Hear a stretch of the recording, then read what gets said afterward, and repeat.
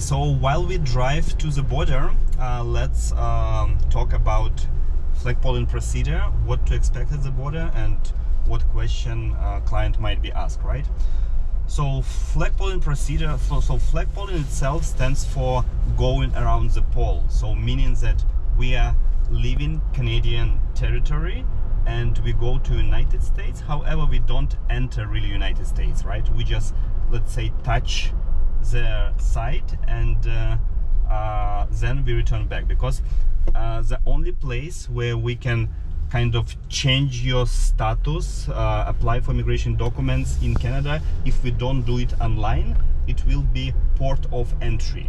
We cannot go, for example, to the airport to apply and to do flag polling, because we have to physically leave Canada, and in the airport it's not possible to physically leave Canada. However, it is possible if we go to the landline border crossing, for example, with United States. I mean, United States is the only country that has a border, landline border with Canada, right? So we go to United States border, and by touching and communicating with American border officer and getting paperwork from them, so we have a proof that we physically left Canada, right? And that's why we can apply at the border. So what is the reason we do it this way? What is the reason people do flag polling? So the most important and the most obvious reason is a timeline, right? Because, for example, if you have a case for work permit these days, the current processing times is from 4 months to up to 6 months, sometimes even later, right? Of course, when you have a current status, for example, current work permit, and you can apply online, you are in implied status and you can keep working. But for example, if we have a case when someone is on the visitor status in Canada and they wants to get a work permit, of course they cannot afford waiting half a year before the work permit will be approved, right? So that's why we go to the border and we get it at the same day, right? So very often people have this situation. For example, again, they came as a visitor, they found a potential employer who is ready to hire them, they have all the paperwork ready. However, employer tells them that, you know what, I cannot wait you forever until you will be ready to work. I need your work permit. So if you will not start your work within a week, I will give this job offer to someone else. So people don't have any other choices, and flag polling is the only option for them to get a work permit. Again, so once we have all the paperwork ready, we can get work permit same day. So for example, right now it's 8 a.m. we are going to the border. I expect that noon, 1 p.m. we'll be back in office with a work permit if everything goes fine, right? So again, so flag polling is for people who have some kind of emergency of getting their work permit done within 1 day. There are many situations why people do it, right?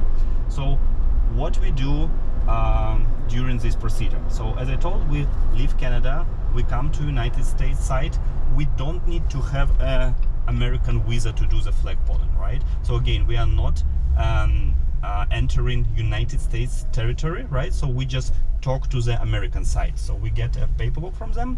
With this paperwork, we return back to Canadian side, to CBSA office, right? So in Canada, CBSA officers, and CBSA officers are like customs officers. These are the people, officers that check your luggage, they check your passport and so on. They're not immigration officers. However, they have a power to make an immigration decisions, right? So we provide a paperwork for our case to CBSA officer, and CBSA officer makes decision in front of us. What is good in this procedure is that you can communicate with the officer who makes a decision. So if your case is a bit more complicated, if the officers have some concerns about your case, right, they can address for you right in front of you, right? So you will have a chance to explain everything about your case, and in many cases it really helps, right? Because otherwise, if you apply online, so the officer will make decision based on the document you provide, and you don't have really chance to explain some important details that you would like to explain to the officer, right? Approval rate does not really depend on if you apply online or at the border, right? If your case is done well, if you prepared well, so it will be approved. If there are some problems with the case, of course, the officer will make a hard time for you even at the border, right? So again, it depends how well you prepared. So all in all, flag polling is a very good, timely procedure, and if you prepared, if your case is done professionally, and if you know what you're doing, it can be a very, very good solution for almost any immigration cases. What type of cases you can do at the border? Mostly we go with work permit cases, and we change status, for example, from visitor to work permit, or any other status to work permit. However, there are other types of permits that you can apply. For example, you can even apply for a study permit if you are a citizen of United States, for example, right? All other nationalities, they cannot apply for study permit at the border. Also, you can apply for any type of work permit that is already pre-approved. For example, you applied for even study permit. So you applied, for example, for study permit outside of Canada, then you came to Canada as a visitor, and at that time your case was approved, right? So you have a case approval letter. However, the only place where you can get your study permit or work permit printed will be port of entry. So the only place where you can go right now will be the United States border, right? So okay, so there are many cases what you can do at the border, and right now we go with another case. Today we want to change an employer for young professional work permit holder.